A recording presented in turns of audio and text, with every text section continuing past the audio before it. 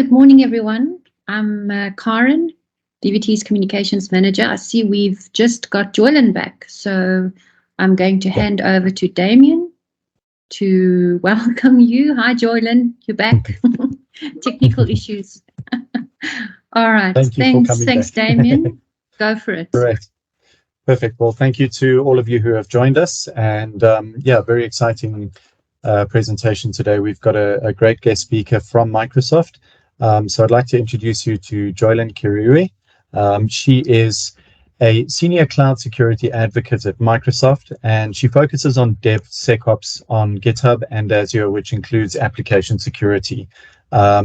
She has a really illustrious career, and yeah, I think it's great to have her joining us. She's one of the top 50 women in cybersecurity in Africa 2020 finalists.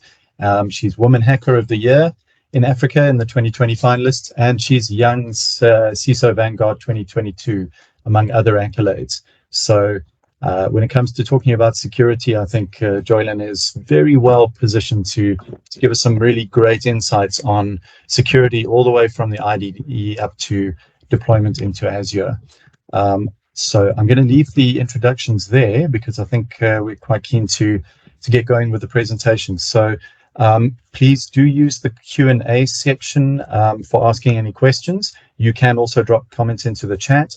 I think let the presentation flow, and we'll have a Q&A session at the end of the presentation, and we can get some really deep insights into what we've seen in the presentation. So without further ado, I'm going to hand over to you, Joylynn. Thank you very much. Thank you, Damien. I'll just, in the interest of time, I'll just start off with the presentation. I had an incident of my own incident of load shedding today. So thank you for bearing with me. Okay.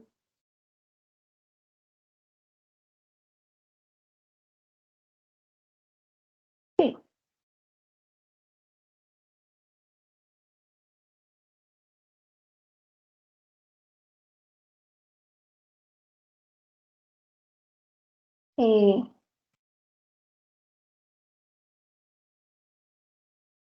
We're just waiting for the presentation to show on our side. Yeah. Let me know when it comes up. Here we go. We can see it. Awesome, awesome. Right. So today we're going to cover, thank you, Damien, for introducing me. I don't think I need to add anything more on top of that.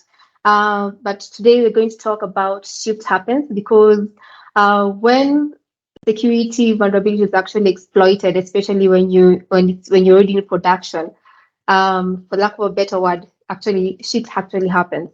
So we want to learn how we can be able to use defensive programming in our day-to-day, and how we can be able to deploy security automation from the word go in order to prevent all these security vulnerabilities from being identified, especially in production. So you actually find that 68% of companies say that their CEO actually demand DevOps and security teams not to do anything that slows down the business process. You find that maybe there's a hard stop that they have to push a particular service. They had already spoken to shareholders, to customers, that there's going to be this service in production maybe in 1 week. And then you can imagine if a security vulnerability that's critical is actually identified like on Friday, and yet that service is supposed to be deployed on a Saturday. So in most cases, you'll find the security team pushing back and saying that this is actually a critical vulnerability. We can't deploy it on Saturday. So there's usually that lot of pushback, yeah, that happens. So this actually leads to 52% of companies which actually sacrifice cybersecurity for speed. And you find that 57% of ops team push back on security best practices, and 44% of developers are actually not trained to code securely. So if you're among the 56% that are actually trained to code securely, maybe you can just put up your hand, and we can see and also engage as well. So we find that actually 80 to 90% of the code that we actually use is from open source or third-party components. And you find that because of this 80 to 90%, if you're not sure of what's actually in those third-party components, open source components, if they're actually vulnerable, it's like you're introducing security vulnerabilities into your code base. So you can imagine if you're not very keen in terms of securing what you're consuming into your code base, you're actually introducing gaps into your application as well. So we also see that we have around 570 times more developers than security researchers. So how can we be able to see or have this cyber warfare like at a balance? Because you don't have one-to-one ratio of developers to security researchers. So the key answer here is automation, because we actually don't have that equal ratio of developers and security researchers. So we want to automate security as early on as possible, and also empower you developers with tools that are developer fast and that can help you to identify security vulnerabilities as early on as possible. So what other sources of vulnerabilities do we see? So apart from the 80 to 90% of the code, which is actually open source or third-party components, so here we actually have something called unchecked dependencies. So if we don't check those dependencies in our open source and third-party components, that's what we call unchecked dependencies. And we'll cover this more as we go along. So the other second source of vulnerabilities is employee error. So having worked with developers, I know for a fact that most cases developers know when their code is actually vulnerable, and they actually know that when they're pushing that code to production, it's actually vulnerable. So it's quite keen in terms of also empowering developers in terms of knowing the extent or the risk of actually pushing a code that's vulnerable to production. So as we saw earlier, we have 570 times more developers than security researchers, and the damage is exponentially greater if it reaches in production. So you can see here the cost of remediation a particular security vulnerability in development is around $80 in the development stage of the software development lifecycle. But it keeps on moving up and up until in production. So you can see in deploy, it's around $7,600 to fix that particular security vulnerability. But this, of course, is relative to the cost of that particular asset as well. So, and once it's actually breached, the cost is actually in the millions. Considering if it's actually a very big company, so you can see why we have to do shift left. So to safeguard the developer cloud against these threats, the answer is to shift security left and leverage cloud native security. So shifting left helps enterprises find and remediate vulnerabilities earlier and across the development lifecycle. So enterprises that extend security to the development reduce security incidents by 80%. And this is just not a reduction in events. There's also a financial component to it. So it costs 60 times less to actually fix earlier on in the development lifecycle than in production. So blending security and development together within the development workflow remains a challenge for many enterprises for sure. So while more enterprises are starting their transformations, there are still 2% of enterprises that have yet to integrate security into the development lifecycle. So we'll dive right in and see how we can be able to fit security into the development lifecycle. So each stage of the development lifecycle has unique security components that, when used together, help prevent threats at all critical junctions. So for the pre-commit stage, it's important to start with a focus on threat modeling and understanding the threat landscape. Here we have tools like the Microsoft Threat Modeling tool that you can be able to use during your design phase in order to find gaps that you foresee within your application.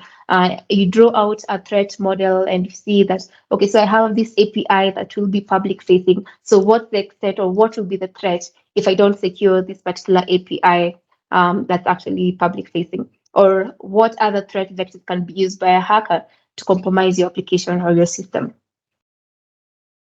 So we also have employing a range of IDE security plugins. So during the demo, I'll show you how you can be able to use CodeQL IDE security plugin within your Visual Studio Code to find security vulnerabilities within your code. We'll do that practically. So this step also helps ensure that there are no vulnerabilities created unintentionally. So don't forget to hold also peer reviews to align different teams about the security risks and code that they recently introduced into the code base. So we also have something called pair programming. So in the event that you have a system whereby you have an environment for shared development, so you can have like 2 developers working on a particular code. So this also helps in having reviews, like sort of like peer review as well during the pre-commit stage as well. So when it comes to the commit stage, it's time to start taking on more extensive security methods to review the code. So this includes static code analysis. Security unit tests may involve running scanners or performing manual tests on running code. So this in this stage, remember to also review dependency management and overall dependency tree for inherited vulnerabilities. So remember I had said earlier, we have 80 to 90% of code that we're actually bringing into our code base. So we want to do something called dependency management.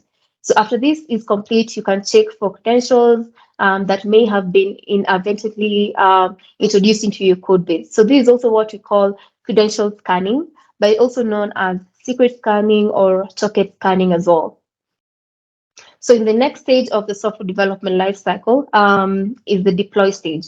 So we look at the overall health of the code base. And in addition to the items checked in the commit stage earlier, we also look at infrastructure as code segments. So we are making sure that whatever infrastructure we are deploying is secure and we're using like templates that are already tested and secure, which are also necessary for identifying abstracted layers of infrastructure. So in the deploy stage, you also need to examine the high-level security risks, cloud configuration checks, and as well as security acceptance tests to make sure that everything is in line with expectations and organization security goals as well. So here as well, we look at something called dynamic security scanning. So dynamic security scanning are also what we call DAS, dynamic application security testing. It runs on code that's already running. So you might be having your code that's running maybe on the stage environment. So you can be able to run extensive security checks. This is not in production. So you run code and you try as much as possible to break it as much as possible for pushing it to production. So if your code is already running in production, make sure that you also have a copy of it that's a replica. So at least you can be able to do continuous dynamic security testing on it to make sure that whatever 0-day vulnerabilities is released, your application is actually not vulnerable to it. So what are 0-day vulnerabilities? So 0-day vulnerabilities are vulnerabilities actually released every single day. So the thing with security, everything changes on a day. And that's the interesting bit about cybersecurity. I'll also show you a threat intelligence graph that shows you the attack surface, which I call the cyber warfare of the world, because we see a lot happening in the world in terms of attacks, cyber attacks globally. So once code is being deployed, now it's a matter of operating and monitoring through continuous monitoring and additional threat intelligence. So with not only having visualized results, it also covers the overall dependency vulnerability that may be inherited over time. So remember we had mentioned 0 days. So you want to make sure that whatever you've deployed remains secure. So make sure to also hold additional post-mortems so your team can be able to make sure that you remain secure. We have continuous security assessments as well. So we're going to cover running static and dynamic analysis. So I had earlier mentioned static application security testing and dynamic application security testing. So maybe wondering, okay, so what's the difference between static analysis and dynamic analysis? So static analysis examines code bases and finds potential vulnerabilities that may be present in the code being created. So it actually does not require that your code be running already. So what it does, it crawls through your code statically and finds security vulnerabilities in real time. So we'll do this as well using CodeQL on your IDE, which will be our static application security testing. And then dynamic analysis is whereby you review running code and it runs simulated attacks on the code base itself as well. So this you have to be very careful, because I've seen events whereby you're doing dynamic analysis and then you actually break the whole functionality completely. So for dynamic analysis, you have to be very thorough on how you're actually doing this so that you don't break your code. But if your intention is to break the code, you have to see if it has like capability of withholding stress testing. Yes, you can also do that as well. So we'll dive right into code scanning. So today we'll be using CodeQL. So CodeQL allows your team to treat code as data. And it enables them to create their own queries in addition to the standard community-powered queries. So we've seen that we have community-powered queries. So today we'll be using security community-powered queries against our code base to find vulnerabilities like SQL injection, if your code is actually vulnerable to SQL injection.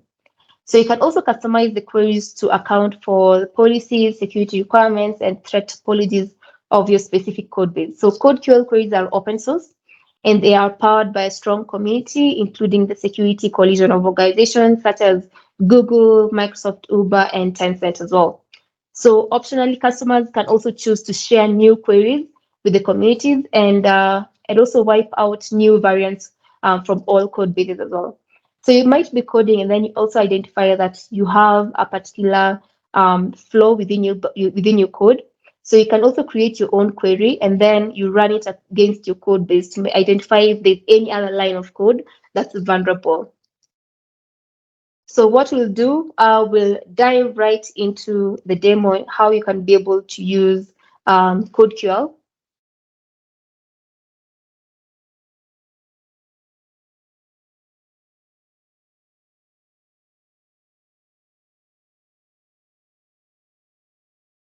Please let me know when you can see my Visual Studio Code. Yeah, we can see it. Oh, awesome. So the thing with CodeQL, it analyzes your code in terms of a language called database. So you'll have to compile your code base into a database because it consumes it in database format. So once you're in your IDE, you go to extensions and then you search for CodeQL.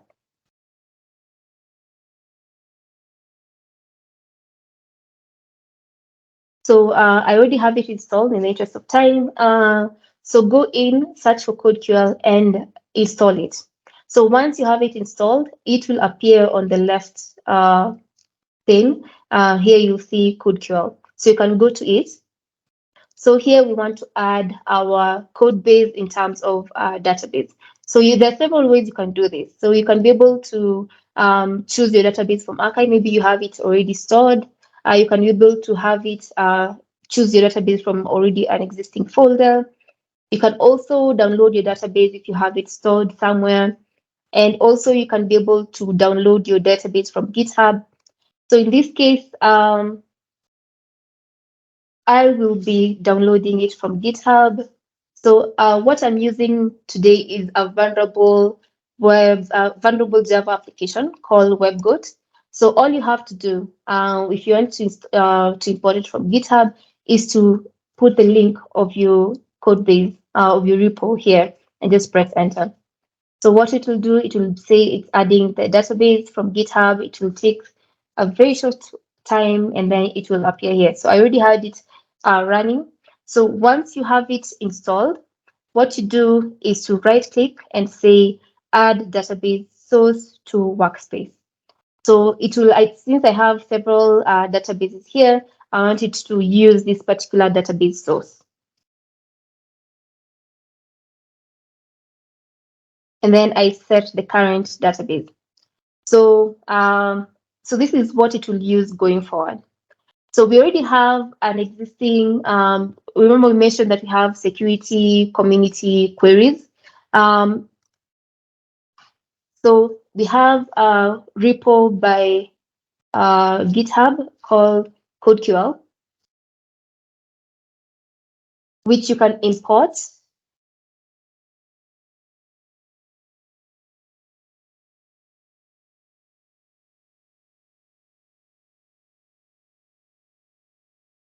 I'll share the link to CodeQL as well here.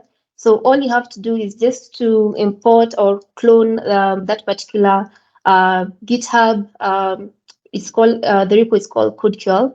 So once you import that CodeQL repo, it has all these queries. Remember, CodeQL is a query language, so it runs on several languages. So because you're using Java, remember we're using Workbook, which is a vulnerable Java application. So when you go to Java, you'll find all these query languages, and then when you scroll down to source, you'll find we have these security query languages.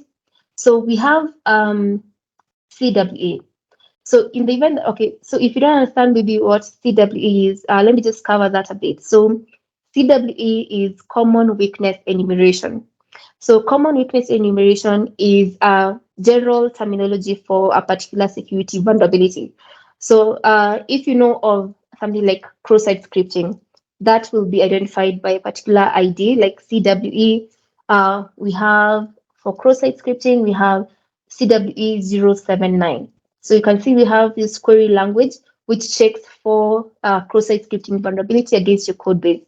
And then we see that we have CWE 022 as well, which checks for tainted paths as well. For today, we want to check against SQL injection. So once you have the queries imported, go to the language that you're using, and then go to the security queries. And then since you want to run against SQL injection, all you have to do is go to the .ql file and right click and say run queries in selected file. So it takes a very short period of time just to compile that and find security vulnerabilities. And you can see here, these are the results of this particular SQL tainted query languages. So if you go to each of them, so all these are actually vulnerable to SQL injection. So if you go to one of them, it will show you the line of code that's actually vulnerable.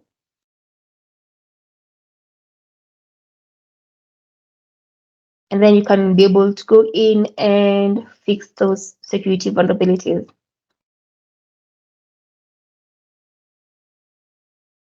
So you might be wondering, okay, so how do you fix against SQL injection? So for this, you don't trust user input, or you don't trust any input that comes from the user. We have this concept called zero trust, whereby we just don't trust everything that's out there. We want to only give you the capability that you need, not too much of it as well. So for the user, we do not trust any input from them. So we want to do something called input validation. And then for your queries, you use parameterized queries as well to prevent against SQL injection.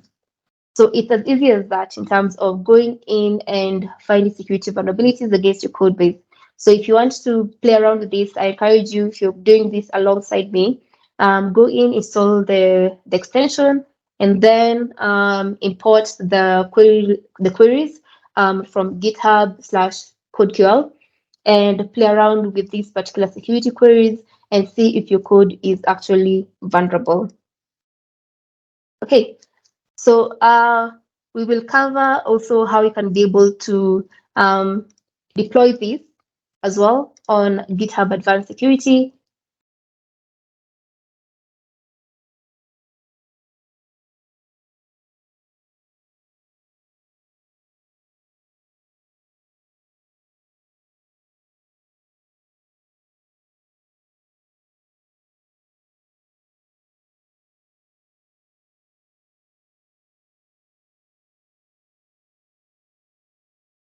I see a question here.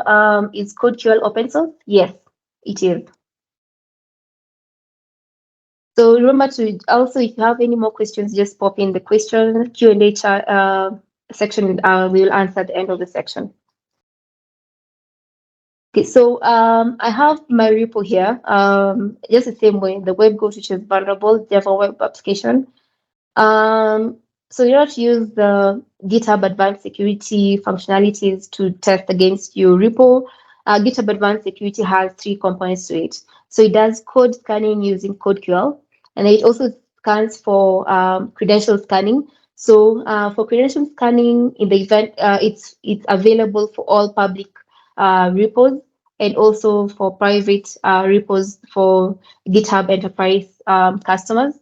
And it also does dependency review as well. Remember, we said that dependency review checks against your third-party components and open source components that are actually vulnerable. We say that we have 80 to 90% of code that's actually borrowed into our code base. So we want to see if it's actually vulnerable. So how do we do this on GitHub? So you go to the security tab. This is available in all your repos, and you make sure that you have all these enabled. So you can go in and see the security policies and set up your security policy. And we have security advisories as well. This is for disclosing security advisories for this particular repo. And then we also have the private vulnerability reporting. This allows users to privately report potential security vulnerabilities. In this case, it's disabled. So the ones that we're really interested in enabling is dependable alert. This is for dependency scanning, and also looking at code scanning alerts. Make sure that these are enabled. So it's as easy as just enabling it here. So for new repos, just enable your dependable alerts and code scanning alerts. So once that is enabled, it will automatically run the dependable alerts and code scanning alerts, and as well as credential scanning against your repo, and give you this overview of security vulnerabilities. So let's see what kind of dependency issues we get here. So the thing with security vulnerabilities, they are categorized in according to severity. So we have critical, high, medium, low vulnerabilities according to the extent of damage of that particular security vulnerability. So in this case, we can see that the attack vector is network-based. We can see that privilege requirement does not require escalated privilege for you to actually do this particular exploit. So by privilege escalation, it usually means that, example, if you have a normal user, I can only do a particular level of exploit. But if I can do privilege escalation and acquire maybe the admin user and be able to compromise everything, that's what usually mean by privilege escalation. So in summary, security is usually summarized into the CIA Triad. So I can say these are the pillars of cybersecurity. So CIA stands for, it has nothing to do with the CIA, but so CIA stands for confidentiality, integrity, and availability. So everything that you do summarizes according to the CIA Triad, confidentiality. So something that you're doing is always falling within these 3 triads, or 3 sections of cybersecurity: confidentiality, integrity, and availability. So for this particular security vulnerability, it has the CWE 94. So CWE, as we mentioned earlier, is common weakness enumeration. So for this, it's improper control of generation of code, and as well as the serialization of untrusted data. So a particular vulnerability can have several CWEs. And for this particular one, so we also have something called CVE. So for this particular security vulnerability, it was identified in 2019, and then it was given this particular ID to that particular security vulnerability. So if you go in,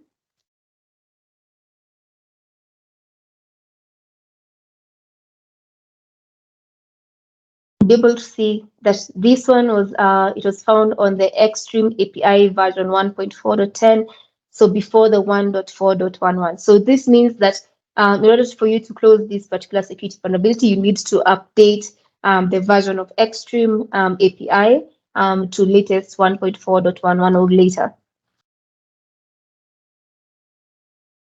So another fun fact, you'll find that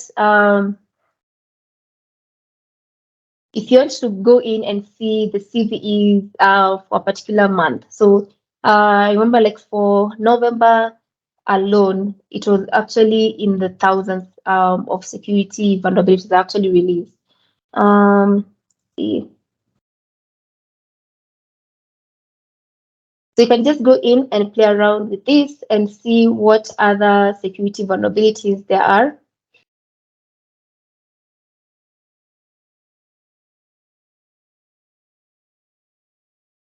Okay. So that was for Defenderbot. And then now we said that we're going to look also at code scanning. So code scanning looks at your proprietary code, the code that you've actually written. So just the same way as Defenderbot, it's actually rated its severity, just like critical, high, according to the level of severity of that particular security vulnerability. And just like Defenderbot, it will give you the CWE of that particular security vulnerability. So in this case, this one uses CWE 20 improper input validation, and as well as cross-site scripting, and as well as improper encoding or escaping of outputs. Okay, so I want to show you how you can be able to. We have several resources like how you can be able to configure Microsoft Security DevOps into GitHub Action. So for this, what this workflow does, it installs these open source tools. It installs Bandit, Bin Scheme, ESLint, Template Analyzer, Terrascan, and as well as Trivi into your repo, and then it scans for these security vulnerabilities. So what you're going to do, so it's very easy to deploy Microsoft Security DevOps into GitHub Action. So all you have to do is to go to Actions, and then you set up a workflow for yourself, and then you give it a name to that YAML file. So all the workflows are in YAML file. So whatever changes that you prompt in your YAML file prompts a rerun of the pipeline, and it gives you, in this case, it checks against Microsoft Defender for DevOps against your repo.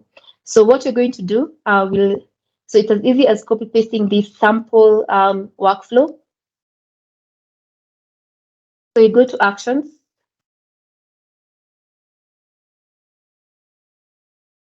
and then you want to create a new workflow, and then you set up a workflow yourself. So you can give it any name. So if it's Defender for DevOps, YAML file, and then you paste that sample code, you can be able to change this up according to your need, and then you just commit it. So when you go to Actions, you'll be able to see this. It's actually being created. So it will take some bit of time, but I had earlier run the particular, the same sample code for Defender for DevOps. So what it does, when you go to Actions, you'll see this particular workflow for Microsoft Defender for DevOps. So it will create this YAML file.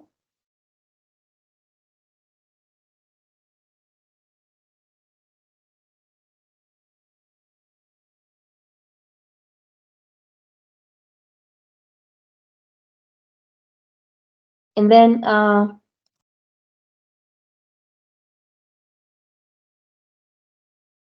so it will go in and try and install all those open source tools that we mentioned earlier. So when you see here, it will be installing the Microsoft Security DevOps CLI, and then it will go in and install the code analysis policies, and then it will go in and install the code, finishing the code analysis tool as well. And then it will go in and install it will install ESLint as well. Remember, we had mentioned that it will install all these open source tools. So it will install ESLint, and then it will go in and install Terrascan as well. And then it will also install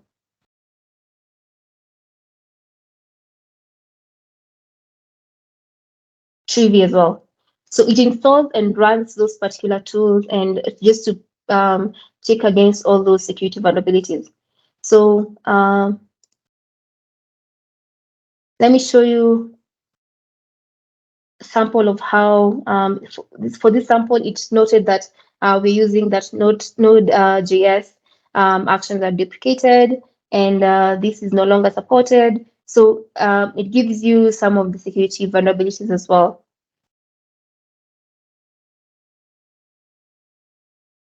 Okay. So if you have any questions as well, remember to post it as well. So you might be wondering as well, so how can you be able to integrate your GitHub repo to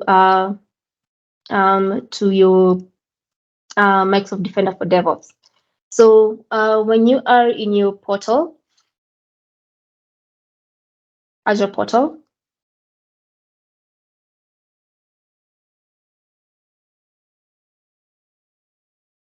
go to Microsoft Defender for Cloud. So you've had me mentioning a lot around Microsoft Defender for DevOps. So once you're in Microsoft Defender for Cloud, you can be able to see the functionalities for DevOps security here. So, but first of all, what we want to do is to add and connect our GitHub repo to our Microsoft Defender for Cloud. So all you have to do is to go to environment settings, add environment, so you can be able to connect to your AWS environment, GCP, and as well as GitHub and Azure DevOps. So in this case, we'll be doing GitHub.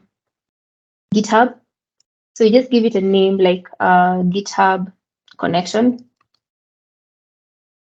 and give it a name or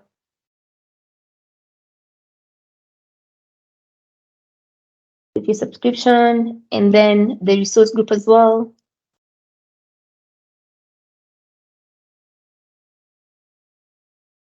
Then you select your plans, make sure that this is enabled, and then you give it, you authorize the connection.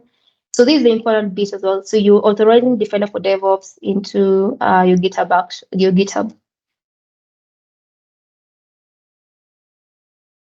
So it's already authorized. And then you review.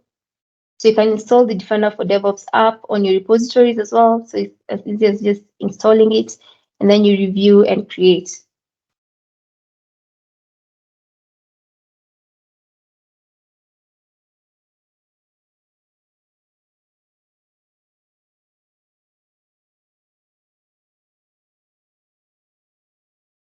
Okay, so that will take a bit of process just for you to authenticate into your GitHub, but just as simple as that, and then you review and create.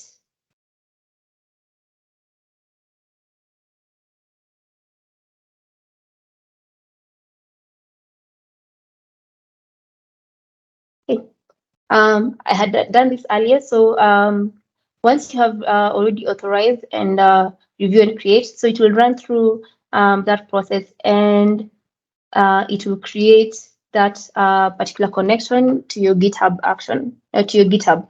So what it does, I had created this earlier. So once you've authorized Defender for Cloud into your GitHub, so what it does, it will pull all your repositories, and then you'll be able to see all your security vulnerabilities as well under DevOps security.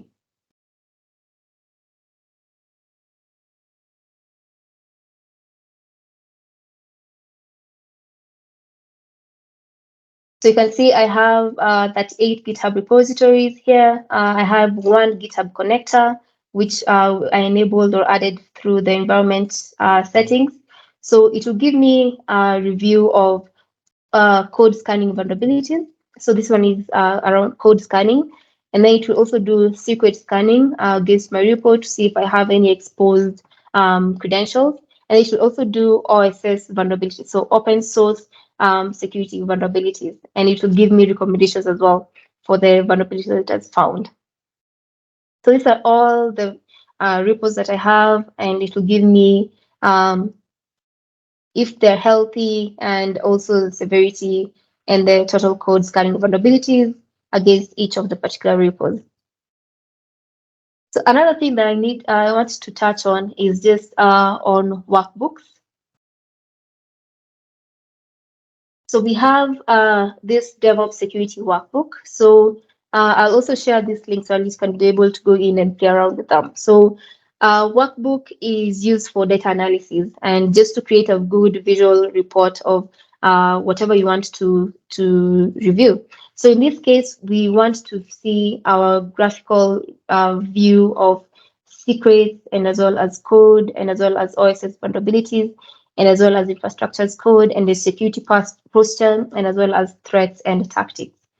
So once you have this open, all you have to do is to go to the workbook. It will take you to a GitHub repo, and then all you have to do is to deploy it to Azure.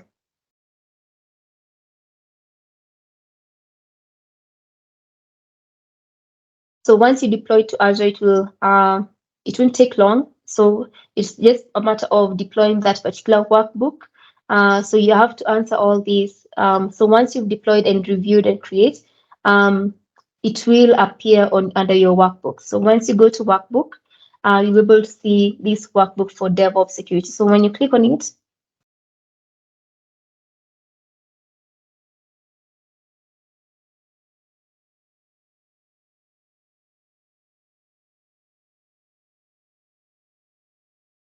it will tell you that you have 185 code security issues. And then if you go to it as well, it will tell you that it has found this number of security issues. So it gives you a good representation of what the security vulnerabilities that you have.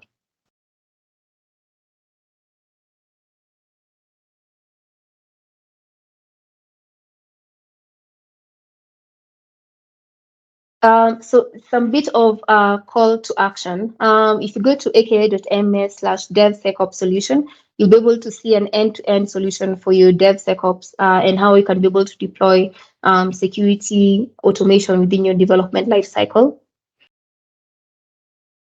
You can go into CodeQL.github.com. We have the very wonderful docs that you can use to how you can be able to use CodeQL for Visual Studio Code and as well as your IDEs as well.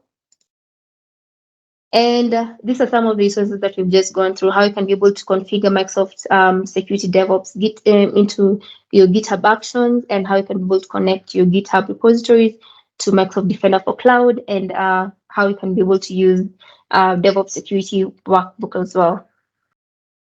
Thank you. I think that comes to the end of the presentation. You can find me on Twitter at Joylynn_Kirui and on LinkedIn as well, Joylynn Kirui. I'm happy to answer all your questions and also connect. Thank you. Great. Well, thank you very much indeed, Joylynn. That was fascinating. I think, yeah, a lot of insight coming out of there for. I can see Stefan was asking some questions and Gal as well. But yeah, thank you for giving us that depth of insight. I think it's often overlooked when we're writing code. We all understand the importance of security, but you know, it's often a secondary thought to getting lines of code down in your IDE. So to have the depth of support that Microsoft has built into Visual Studio, into DevOps, into Azure, and how they all seamlessly integrate is, I think, is a huge step in the right direction to simplifying this process overall. So very pleased to see that level of integration happening. I think if we look at some of the questions, I had one myself, which was around the impact of CodeQL in terms of it needing to convert its format to a DB format. I'm just curious if that has an impact on performance in the IDE or in the deployment processes at all. Notes that I've seen because it's very lightweight. It's not like it will consume that much resources as well. So okay, all right, yeah. Great. Gal, a lot of questions came from you. Do you want to ask those questions directly? Sure, I'll pick that up. Thank you. Joylynn, thank you. It was very informative. I think I pulled a lot of value from the session. So one of my questions in the start was, does CodeQL pull updates on new vulnerabilities automatically into your local instance, so the DB that you create? Yeah, so you need to configure it to be recursive.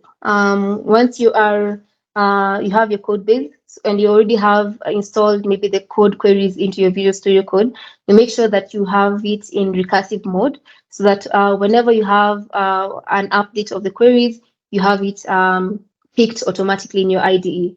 So all you have to do is to make sure that your code base is running against the latest queries. So at least you pick as many security vulnerabilities as possible. Okay, and tell me, does CodeQL actually invalidate some of the queries if you move on to a new code base? So maybe you can expand on invalidate some of your queries. So if it's redundant, it's not actually it's not actually a concern anymore. There's been patches and stuff put in place. Yes, it does. So yeah. All right, and then for the developers, a lot of the times we have problems where we don't know what queries to run on our applications. We don't know what risks is there. So you don't know what you don't know. So how would CodeQL actually do recommendations on a platform to say, listen, these are the relevant queries that you need to run, and get that kicked off? So I think the easiest way, if you're not maybe quite familiar on the query that you need to run, you can also use it on GitHub, because it will give you all the recommendations that you need to run against that particular security vulnerability. We also have several other open source tools that you can use, but it's just a matter of seeing, we're also seeing a lot of false positives with some mini tools. So you can go in and try and use it for code scanning in your GitHub, because it will give you the severity, to give you the recommendations as well. So it's quite easy over there as well. Okay, so GitHub Advanced Security Scanning, does that actually rely on the CodeQL in the backend? Yes, it does. Code scanning runs on CodeQL. All right. I know that GitHub Advanced Security actually does come with a billing option, so there is a price attached to it. How do they leverage different technologies in order to charge you a monthly fee when CodeQL is open source? So you remember I mentioned, like, for your private repos, so it's free for your public repos, so paid for your private repos for some of So Okay. that's why you have to have like a GitHub Enterprise account. Okay, excellent. Yeah. And then is there a Azure DevOps view for the GitHub Advanced Security feature that they can pull in? Yes. So right. During Microsoft Ignite, I'm not sure how many of us attended Microsoft Ignite. So we had a private preview announcement of having GitHub Advanced Security in Azure DevOps. So there's a link to register for you to start using GitHub Advanced Security as a customer. So you need approval as well for you to just give input as well for your experience using GitHub Advanced Security in ADO. So hopefully soon it will be in public preview, so everyone can start using GitHub Advanced Security in Azure DevOps. That's awesome. I'm sure everybody's happy to hear that. And then would you recommend offloading GitHub checks directly to SonarQube or a third-party tool?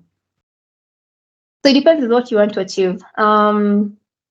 So the thing with DevSecOps, I would encourage you to do sort of maturity analysis.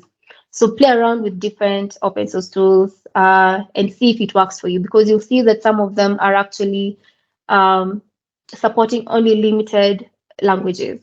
So go in and also see if it actually works for you, because you'll find that there's some that give maybe very few security vulnerabilities and some that actually give a lot. And some that are actually giving you a lot are actually giving like a lot of false positives as well.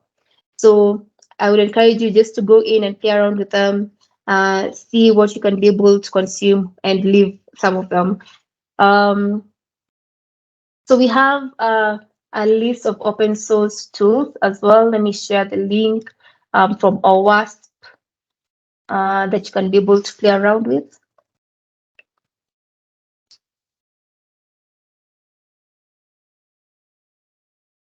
Will you share that on the chat? Oh yeah, I can even share my screen so at least can be able to see.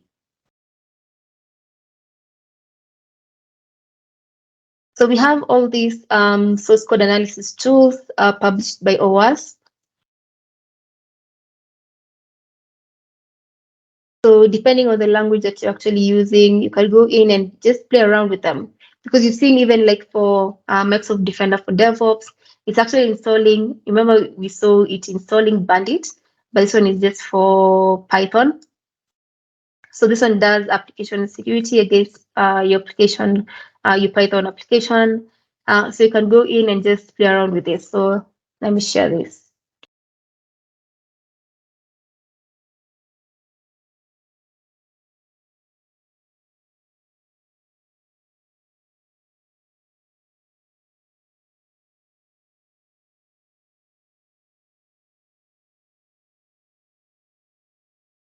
Excellent. Thank you very much for that.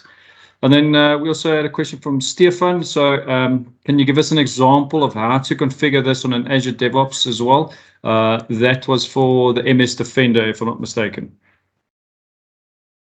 Okay. Let me share a link for that as well.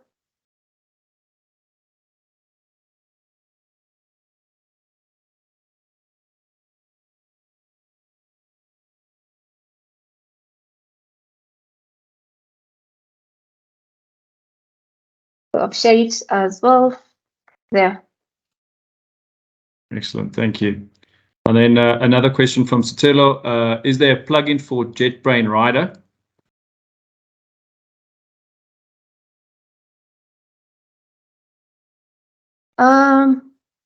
Let me confirm. So And then, okay, I while you're know looking it's at, available for JetBrains. it should be there for all the IDEs, I'm sure. Yes, it's available for JetBrains as well. Excellent, thank you. Okay, and then yeah, from my personal experience, I think it's basically leveraging the different tool sets for exactly the requirements that you're actually building on. So we do a lot of running actions on GitHub, but we actually stay within the actual 3,000 hours tiers for building and doing checks, and then we offload some of the checks for security to SonarQube on our repos. So in that manner, you do save a lot of costs going forward. So yeah, I think it's all based on your actual specific requirements. But then any other questions? Let's see, I think there's a new post. So Jeffrey's asking, is there any white paper around CodeQL that you recommend? And then could you share it with us in the session? Yes. So let me show as well that in the chat. Okay, and then yeah, thank you. That's all from our side. Great, thank you, Gol. Thanks for driving the Q&A. And yeah, I think overall, very informative. I think security, if we look at where the world is going, and Joylynn has certainly touched on the dramatic increase in cybersecurity and cyber risks and cyber attacks, and I think it's very relevant to where we are going and as an organization, how we deliver solutions. So yeah, hopefully this has brought some good insight to everyone who's on this call and who everyone is watching later. Joylynn, thank you very much from DVT. We really appreciate your time and the detail you've provided. I think it's given us the insight that we need. So have you got any final comments or words before we wrap up the session? Yes, so I'm hoping that all the developers here at least will be able to use and integrate security IDE plugins whenever they're coding to find security vulnerabilities on the go. Because as you mentioned earlier, actually security is everyone's responsibility. And especially, I usually say for developers, you're the first line of defense because you're actually the ones who are actually building the code. So if you can get the security vulnerabilities and fix them as early on as possible, the better for the organization. So thank you so much, and happy to connect with you. And if you have any more questions, you can find me on LinkedIn and on Twitter as well. Excellent. Again, thank you very much. Thank you to Microsoft for allowing us to connect with you and to get some great insight from you. So everyone who attended, thank you very much indeed. Enjoy the rest of your day, and we look forward to the next Insight session. Joylynn. Thank you. Thank you. Cheers. Bye.